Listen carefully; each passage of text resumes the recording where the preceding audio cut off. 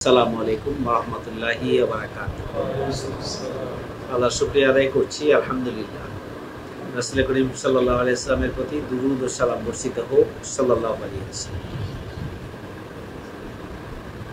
মূলত আমরা ইসলামী ছাত্র আন্দোলনের সাথে, ইসলামী ছাত্র শিবিরের সাথে আমরা ছিলাম। ইসলামী ছাত্র শিবির আমাদেরকে দেশ ও জাতি গঠনে নেতৃত্ব হিসাবে, অর্থাৎ লিডারশিপ দেওয়ার জন্য, নেতৃত্ব দেওয়ার জন্য আমাদেরকে তৈরি করেছে। ইসলামী ছাত্র শিবির হচ্ছে নেতৃত্ব তৈরির কারখানা। আমরা সেই কারখানা থেকে এসেছি। সেই কারখানার সফলতা তখনই যখন তার প্রোডাক্ট সমাজ বিনির্মাণে যে উদ্দেশ্যে তাদেরকে তৈরি করা হয়েছে সেই উদ্দেশ্য বাস্তবায়নে কার্যকর ভূমিকা পালন করে। যদি তারা ভূমিকা পালন করতে ব্যর্থ হয়, তখন ইসলামী ছাত্র শিবির যে নেতৃত্ব তৈরি কারখানা, সেই কারখানা নিয়েই প্রশ্ন আমরা ছাত্র শিবির থেকে যারা বিদায় নিয়েছি, স্বাভাবিকভাবে মূল আন্দোলনে আমাদেরকে গুরুত্বপূর্ণ অবদান রাখতে হবে। আমরা শপথ নিয়েছিলাম এই জন্যই যে আমরা জানি যে ইন্নাল্লাযীনা ইউবাইউনাকা ইন্নামা ইউবাইউনাল্লাহ ইয়াদুল্লাহ ফাওকা আইদিহিম, নিশ্চয় হে রাসূল, যারা তোমার কাছে শপথ গ্রহণ করেছে তারা আল্লাহর কাছেই শপথ করেছে। ইয়াদুল্লাহ ফাওকা আইদিহিম, আল্লাহর হাত ছিল তাদের হাতের উপর। আমরা শপথ গ্রহণ করেছিলাম যে আমরা বায়াতের গুরুত্ব এবং তাৎপর্য উপলব্ধি করেই আমরা শপথ গ্রহণ করেছি। আমরা শপথ গ্রহণ করেছিলাম এই জন্যই যে আল্লাহ রাব্বুল আলামিন বলেছেন, ফামান নাকাসা ফাইন্নামা ইয়ানকুসু আলা নাফসি, এখনো যারা শপথের উপর টিকে থাকতে পারলো না, তার কুফল তার নিজের উপর। আমরা তো শপথ নিয়েছি, আমরা কি শপথের উপর টিকে আছি? এখন আমরা নেই। আল্লাহ বলছেন যে যারা শপথের উপরে টিকে থাকতে পারলো না, তার কুফল তার নিজের উপরে। ওমান আওফা বিমা আহাদা আলাইহুল্লাহ ফাসায়ুতিহি আজরান আযীম, এখনো যারা শপথের উপরে টিকে থাকতে পারলো, তার সুফল তার নিজের উপরে আসবে, অর্থাৎ সুফল সেই ভোগ করবে এবং তাকে খুব শীঘ্রই আল্লাহ আজরান আজিম, বড় প্রতিদান, পুরস্কার আল্লাহ দান। আমরা শপথ গ্রহণ করি সেই পুরস্কারের আশায়। আমরা শপথ গ্রহণ করেছি যে লাকাদ রাদিয়াল্লাহু আনিল মুমিনিনা ইয ইউবাইউনাকা তাহতা শাজারাত, ওই সমস্ত মুমিনদের প্রতি আল্লাহ সন্তুষ্ট যারা গাছের নিচে শপথ গ্রহণ করেছে। আমরা শপথ গ্রহণ করেছি আল্লাহর সন্তুষ্টির জন্য। আমরা শপথ গ্রহণ করেছি ইন্নাল্লাহা আশতারা মিনাল মুমিনিনা আনফুসাহুম ওয়া আমওয়ালাহুম বিআন্না লাহুমুল জান্নাহ ইউকাতিলুনা ফি সাবিলিল্লাহ ফায়াকতুলুনা ওয়া ইয়াকতুলুন। আমরা শপথ গ্রহণ করেছি জান এবং মাল আল্লাহর পথে দিয়ে আমরা মূলত জান্নাত পেতে চাই। তাহলে জান্নাত পাওয়ার জন্যই আমরা শপথ গ্রহণ করেছি। জান এবং মাল আল্লাহর, জান্নাত কার? আমার। জান এবং মাল আল্লাহর, জান্নাত আমার। আমি যদি জান্নাত পেতে চাই, তাহলে জান এবং মালকে আল্লাহর উদ্দেশ্যে উৎসর্গ করতে হবে। মাল এবং জানকে আল্লাহর উদ্দেশ্যে উৎসর্গ করতে হবে। আল্লাহ বলেছেন ওয়াদান আলাইহি হাক্কান, এটা আল্লাহর পক্ষ থেকে পাকা ওয়াদা। জানমাল আল্লাহর, জান্নাত বান্দার, এটা আল্লাহর পক্ষ থেকে পাকা ওয়াদা। ফিত তাওরাত ওয়াল ইনজিল ওয়াল কোরআন, তাওরাত, ইনজিল এবং কোরআনে বর্ণিত ওয়াদা। ওমান আওফা বিআহদিহি মিনাল্লাহি ফাস্তাবশিরু বিবাইকুমুল্লাযিনা বায়াতুম বিহি ওয়া যালিকা হুয়াল ফাওজুল আযীম। তার চেয়ে বড় ওয়াদা পালনকারী আর কে হতে পারে? সুতরাং তোমরা যে বিষয়ে ওয়াদা করেছো, প্রতিশ্রুতি দিয়েছো, চুক্তি করেছো, তার উপরে সন্তুষ্ট থাকো। ওয়া যালিকা হুয়াল ফাওজুল আযীম, মহা সফলতার অধিকারী হওয়ার ঘোষণা কে দিয়েছেন? আল্লাহ। মহা সফলতা, মহা সফলতা শুধু দুনিয়ার বিজয় নয়, মহা সফলতা শুধু আল্লাহর সন্তুষ্টিই নয়, মহা সফলতা হচ্ছে তার উপরে আল্লাহ দিদার। প্রিয় ভাইরা, আমরা তো বায়াত গ্রহণ করেছি এই জন্যই যে বায়াত গ্রহণের মাধ্যমে আমরা নিজেদের মুক্তি এবং কল্যাণ চাই। আমরা শপথ গ্রহণ করেছি, বায়াত গ্রহণ করেছি এই জন্যই যে বায়াতবিহীন জিন্দেগি হচ্ছে জাহেলিয়াতের জিন্দেগি। আমরা বায়াত গ্রহণ করেছি এই জন্যই, বায়াত গ্রহণের মাধ্যমে মূলত আমরা নিজেকে আল্লাহর সন্তুষ্টি অর্জনের উপযোগী করে গড়ে তোলার মধ্য দিয়ে আমরা কি করতে চাই, গড়ে তোলার মধ্য দিয়ে মূলত বিজয়ের জন্য আল্লাহ যে শর্ত দিয়েছেন সেই শর্তগুলো আমরা পূরণ করতে চাই।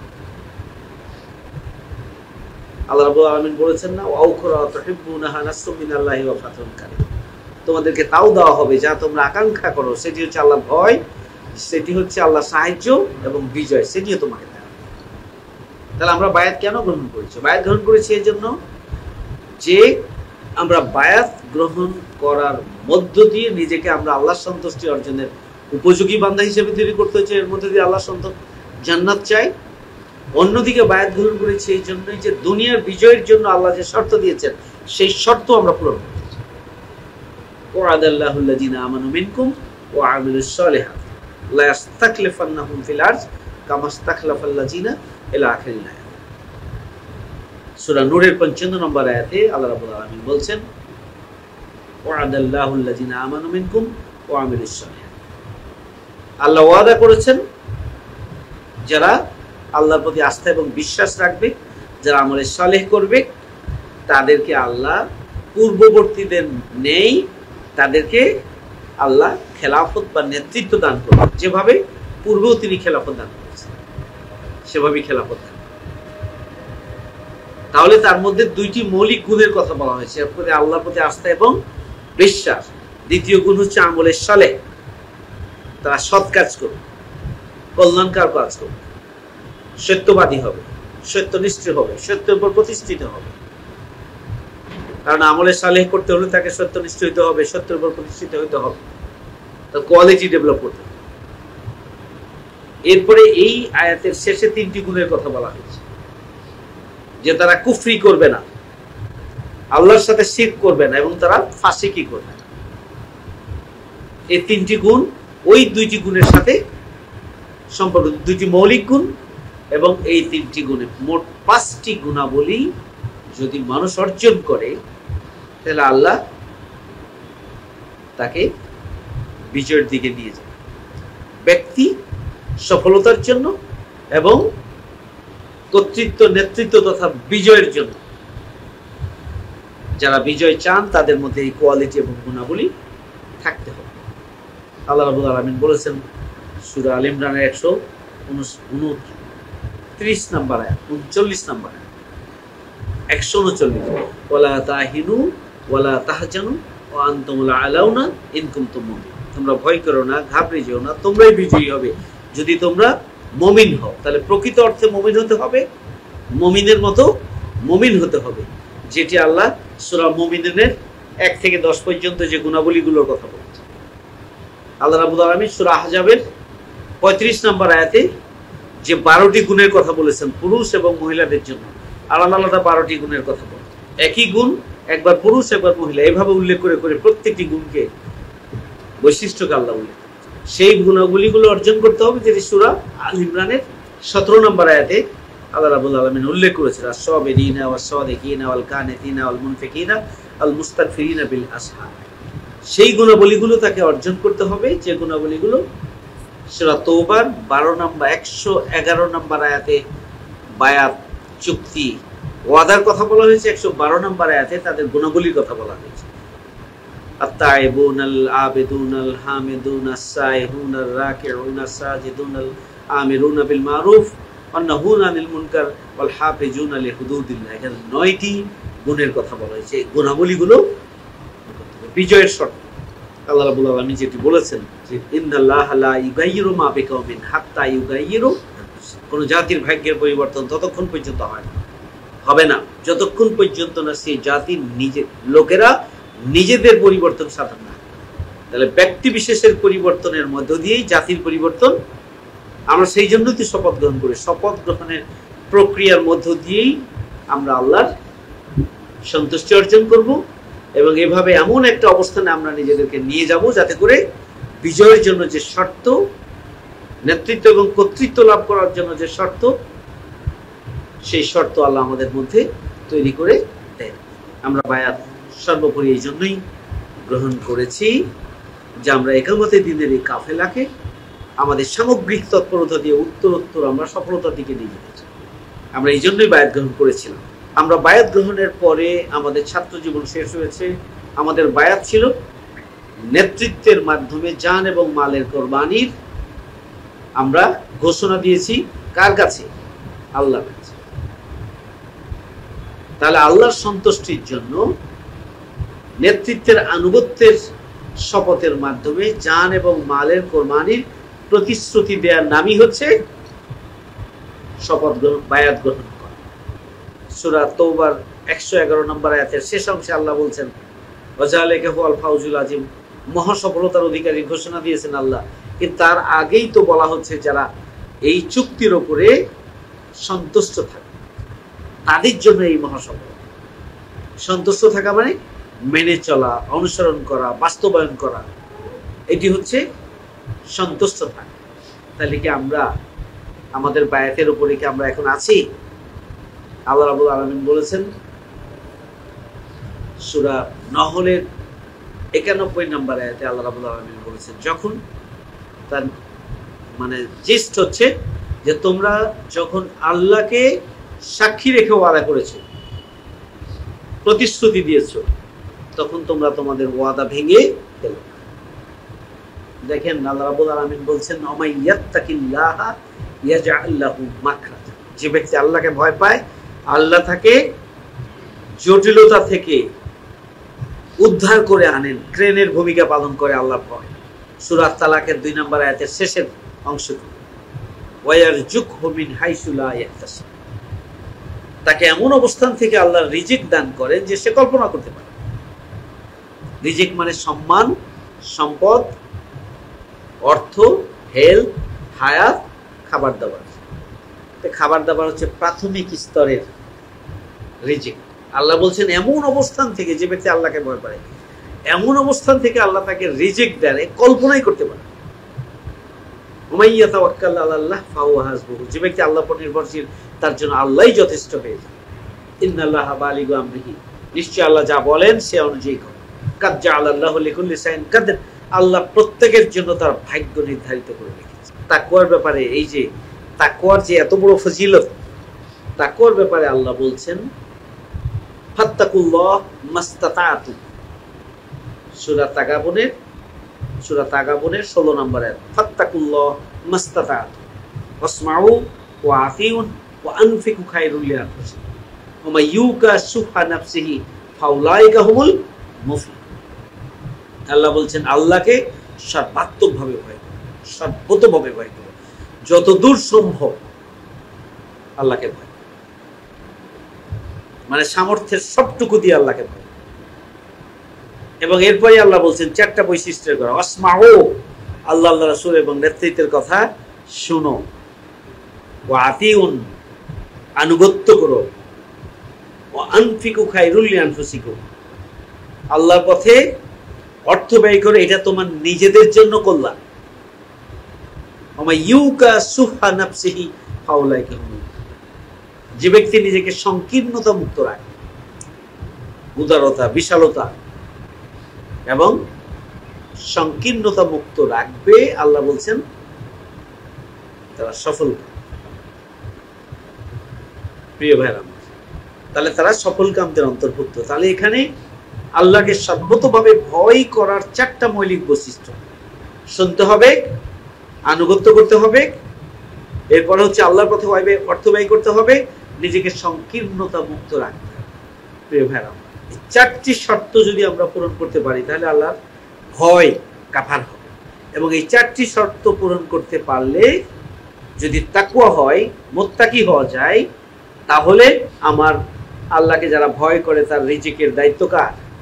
আল্লাহ। তার সম্মান, সম্পদ, মর্যাদা, হেলথ, হায়াত কার দায়িত্ব? আল্লাহর দায়িত্ব। প্রিয় ভাইয়েরা আমার, সুতরাং বিচলিত হওয়ার কিছু নেই, অস্থির হওয়ার কিছু নেই, টেনশনের কিছু নেই। আমাদেরকে আমার রিজিকের জন্য আল্লাহর সাহায্য চাইতে হবে, নিজের প্রচেষ্টা চালাতে হবে। এই প্রচেষ্টায় আমি যেন প্রাণপাত করে না ফেলি। আপনার প্রচেষ্টা দিয়ে আপনি আপনার রিজিক হাসিল করতে পারবেন না। যদি আপনি ইবাদত বন্দেগীতে আল্লাহর কাছ থেকে ইবাদত বন্দেগী থেকে আপনি দূরে চলে যান, তাহলে আল্লাহ কি করবেন? আপনার অন্তরকে আল্লাহ ব্যস্ততা দিয়ে ভরে দেবে, আপনার হাতগুলোকে কর্মব্যস্ত করে দেবে। প্রিয় ভাইয়েরা আমার, হযরত আলী রাদিয়াল্লাহু আনহু বলেছেন যে তোমরা রিজিকের পিছনে দৌড়াও না, তোমরা দৌড়াও রিজিকের মালিকের পিছনে। সুতরাং আমরা রিজিক পাওয়ার জন্য আর রিজিক পাওয়ার পর সেদিকে আঁকড়ে থাকার জন্য, ধরে রাখার জন্য, পদোন্নতির জন্য, উন্নয়নের জন্য আমরা যারা পেরেশান তাদেরকে আমি বলেই সতর্ক করতে চাই যে আপনার জন্য যা বরাদ্দ আছে সেটি আপনি পাবেন। আপনাকে প্রচেষ্টা চালাতে হবে, আল্লাহর উপর আস্থা এবং বিশ্বাস রাখতে হবে, আল্লাহর ভয় দিয়ে নিজেকে সমৃদ্ধ করতে হবে। আপনার যা পাওয়া সেটি আপনার কাঁধে এসে এই জন্য আল্লাহ কোরআনে বলছেন না যে তোমাদের সন্তানাদি এবং স্ত্রী তোমাদের জন্য পরীক্ষা। সুতরাং আমাদেরকে খেয়াল করে এটা গ্রহণ করতে হবে। আবার যারা আমরা বিয়ে শাদী করেছি তার পরিবারের নিয়ন্ত্রণে নিজেকে পরিচালনা নয়, বরং পরিবারকে আন্দোলনের তত্ত্বাবধান তদারকির মধ্য দিয়ে সহানুভূতির সাথে, সংগঠনের কার্যক্রমের সাথে, আন্দোলনের কার্যক্রমের সাথে তাদেরকে সম্পৃক্ত করতে হবে। দূরত্ব তৈরি করা যাবে না। আমার মনে হয় ইসলামী ছাত্র শিবির তো আমাকে শাহাদাতের তামান্না যে শিখিয়েছে তার বাস্তবায়নের সময় কি এখন? আমরা তো সেখানে প্রশিক্ষণ দিয়েছি, এটা প্র্যাকটিক্যাল নলেজ আমরা অর্জন করেছি। বাস্তবায়নের সময় হচ্ছে ফিল্ডে, ময়দানে কাজ করার সময় হচ্ছে জামাত ইসলাম। সুতরাং আমরা যাতে শাহাদাতের তামান্না নিয়ে ভূমিকা রেখেছি, সাহসিকতা, শাহাদাতের তামান্না, আবেগ এবং হিকমার মধ্যে ভারসাম্যপূর্ণভাবে আমাদেরকে ময়দানে ভূমিকা পালন করতে হবে। সেক্ষেত্রে আমার সামনে যে পরীক্ষা আসুক না কেন সেই পরীক্ষাকে হজম করার মতো শক্তি নিশ্চয় ইসলামী ছাত্র শিবির আমাদের মধ্যে দিয়েছে এবং আল্লাহর রহমতে আমরা সেটি অর্জন করেছি। অতএব সেই প্রশিক্ষণকে সামনে রেখেই এই মূল ক্ষেত্রে এসে আমাদেরকে এগুলোকে ওভারকাম করতে হবে আল্লাহর সাহায্য। নিজেকে হারিয়ে ফেললে হবে না চাকরিতে, ব্যবসায় নিজেকে হারিয়ে ফেললে হবে না। তাহলে আপনার অর্জন কি? চাকরি এবং ব্যবসা করার জন্যই কি আমরা এই দুনিয়া আসছি? চাকরি এবং ব্যবসা হচ্ছে একটা উপলক্ষ, আমার জীবন ধারণের জন্য এটি প্রয়োজন। আমার তো মূল টার্গেট আল্লাহর সন্তুষ্টি অর্জন। আমার মূল টার্গেট হচ্ছে একামতের দিনের বিজয়ের জন্য ভূমিকা পালন করা। আমার অন্যতম মূল টার্গেট হচ্ছে যে আমরা জান্নাত হাসিল করি। তাহলে আমরা একদিকে আল্লাহর সন্তুষ্টি অর্জনের উপযোগী হতে চাই এবং আপ টু ডেট মৃত্যু পর্যন্ত সন্তুষ্টির উপরে থাকতে চাই, অন্যদিকে আমরা দিনকে বিজয় আদর্শ হিসেবে প্রতিষ্ঠার জন্য আমরা ভূমিকা পালন। প্রিয় ভাইয়ের আমার, আমরা যদি অন্য একটা আঙ্গিকে বিবেচনা করি, দেখেন আনাকিমুদ্দিন ওয়ালা তাতাফাররাকু ফি, আল্লাহ বলেছেন না দিনকে প্রতিষ্ঠিত করো, পরস্পর বিচ্ছিন্ন হও না।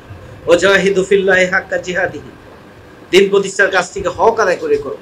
আবার কুল ইনকানা আবাউকুম ওয়া আবনাউকুম ওয়া ইখওয়ানুকুম ওয়া আজওয়াজুকুম ওয়া আসিরাতুকুম ওয়া আমওয়ালুন ইকতারাকতুমুহা ওয়া তিজারাতুন তাকশাউনা কাসাদাহা ওয়া মাসাকিনা তারদাউনাহা আহাব্বা ইলাইকুম মিনাল্লাহি ওয়া রাসূলিহি ওয়া জিহাদিন ফি সাবিলিহি ফাতারাব্বাসু হাত্তা ইয়াতি আল্লাহু বিআমরিহি আল্লাহু লা ইয়াহদিল কাওমাল ফাসিকিন। আল্লাহ রাব্বুল আলামিন বলেছেন যে তোমাদের পিতা, তোমাদের সন্তান, তোমাদের ভাই, তোমাদের স্ত্রী, তোমাদের আত্মীয়স্বজন, এই 5 ধরনের সম্পর্কের কথা বলেছে। প্রত্যেকটার অপোজিটটা যদি আমরা বলি তাহলে আর কিছু বাকি থাকে? পিতা, মাতা, ভাই, বোন, ছেলে, মেয়ে, স্ত্রী, স্বামী, এরপর হচ্ছে আত্মীয়স্বজন। তার আর কিছু থাকলো সম্পর্ক? আবার বলছেন ওয়া আমওয়ালুন ইকতারাকতুমুহা, তোমাদের সঞ্চিত সম্পদ, ওয়া তিজারাতুন তাকশাউনা কাসাদাহা, এবং তোমাদের সেই ব্যবসা, সেই জীবন ধারণের উপায় যা নিয়ে তোমরা তটস্থ থাকো। ওয়া মাসাকিনা তারদাউনাহা, এবং তোমাদের সেই বাসস্থান যা তোমরা পছন্দ করো। এই সব কিছু চাইতে যদি আল্লাহ, আল্লাহ রাসূল এবং জিহাদ ফি সাবিলিল্লাহর কাছ থেকে তোমরা বেশি ভালো না বাসো, তাহলে ফাতারাব্বাসু হাত্তা ইয়াতি আল্লাহু বিআমরিহি, অপেক্ষা করো আল্লাহর আযাবে, আল্লাহ নির্দেশে। আল্লাহু লা ইয়াহদিল কাওমাল ফাসিকিন, আল্লাহ ফাসিকদেরকে হেদায়েত দান করেন না। প্রিয় ভাইয়েরা আমার, সুতরাং ইসলামী আন্দোলনের আমরা যারা বুঝি, আমরা এটাও বুঝি যেটা হক আদায় করে করতে হবে, এটা আল্লাহর নির্দেশ। হক আদায় করতে হলে সবকিছুর উপরে একামতের দ্বীনের কাজ, জিহাদ ফি সাবিলিল্লাহর কাজ, ইসলামী আন্দোলনের কাজ, জামাত ইসলামীর কাছ থেকে সবকিছুর উপরে অগ্রাধিকার দিতে হবে। প্রিয় ভাইয়েরা আমার, আজকে যদি আমরা আত্মসমালোচনা করি, আমরা সবকিছুর উপরে ছাত্র জীবন শেষ করার পরে একামতের দ্বীনের কাজটিকে কি অগ্রাধিকার দিতে পেরেছি? তো প্রিয় ভাইয়েরা আমার, বক্তব্য লম্বা করতে চাই না, শেষ পয়েন্ট হচ্ছে যে আমরা আমাদের প্রচেষ্টা সবটুকু করব এবং এর সাথে সাথে আমরা কি করব, এই প্রচেষ্টার পাশাপাশি আমরা আল্লাহর সাহায্য চাই যে রাব্বুল আলামিন আমি আমার প্রচেষ্টা সবটুকু করেছি, আমাকে মূল আন্দোলনে ইকামতের দিনের এই প্রধান অন্যতম কাফেলায় শপথের কর্মী হিসাবে আমাকে কবুল করে নাও, সেই দোয়া করতে হবে। আল্লাহ রাব্বুল আলামিন যেন এই পথ থেকে আমাদেরকে বিচ্যুত না করে সেই দোয়া তো আমাদেরকে শিখিয়েছেন, রব্বানা লা তুজিগ কুলুবানা বা'দা ইয হাদাইতানা ওয়া হাব লানা মিন লাদুনকা রাহমাতান ইন্নাকা আনতাল ওয়াহ্হাব। যে পথের সন্ধান তুমি আমাকে দিয়েছো সেই পথ থেকে বিচ্যুত করো না, সেই সাহায্য চাইবেন এবং আপনার সামগ্রিক তৎপরতার ফল হিসেবে আল্লাহ যেন শপথের কর্মী হিসেবে আপনাকে কবুল করেন, আপনাকে প্রস্তুতি নিতে সহযোগিতা করেন, আপনাকে ত্রুটি বিচ্যুতি মুক্ত করেন, আপনাকে যেন জান্নাতের রাস্তায় আরো এক ধাপ এগিয়ে দেন এবং আপনি যেন সফল হন। সেই জন্য কার সহযোগিতা লাগবে? আল্লাহ সাহায্য এবং দোয়ার উপরে আমাদেরকে নির্ভর করতে হবে আমাদের প্রচেষ্টার পাশাপাশি। মহান রব্বুল আলামিন এই আজকের এই প্রতিশ্রুতি এবং সিদ্ধান্তের আলোকে আপনাদের সবাইকে হক আদায় করে ময়দানে ভূমিকা পালনে তৌফিক দান করুন। ওমা তৌফিক ইল্লা বিল্লাহ। আসসালামু আলাইকুম ওয়া রাহমাতুল্লাহি ওয়া বারাকাতুহু।